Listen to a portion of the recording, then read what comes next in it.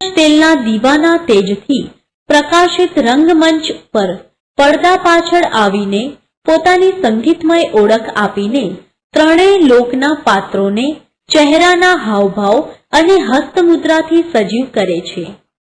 કેરળના કવિશ્રી વલ્લથોડ કલામંડલમ કૃષ્ણપ્રસાદ, શિવા રમન વગેરે દેશ વિદેશમાં નામના અપાવી છે.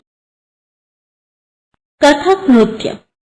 કથન કરે સો કથક કહાવે.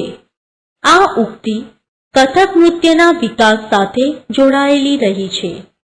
કથક નૃત્યનો વિકાસ શ્રી કૃષ્ણના જીવન પ્રસંગો પર આધારિત છે. વૈષ્ણવ સંપ્રદાયની શૃંગાર ભક્તિ સાથે તેનો ઉત્તર ભારતમાં વિકાસ થયેલો જોવા મળે છે.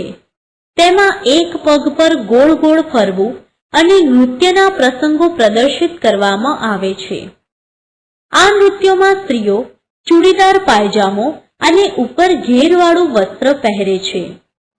પંડિત શ્રી બિરજુ મહારાજ, સિતારા દેવી અને કુમુદિની લાખ્યા વગેરેએ આ કલાને જીવંત રાખી છે.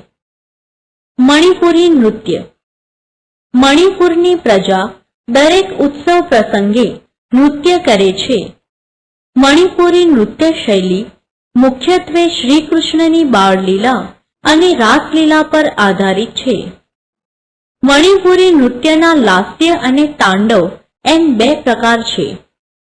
આ નૃત્ય કરતી વખતે બ્લાઉઝ પહેરીને કમરે પટ્ટો બાંધવામાં આવે છે તથા નીચે ઘેરદાર લીલા રંગનો ચણિયો કુમિન પહેરવામાં આવે છે.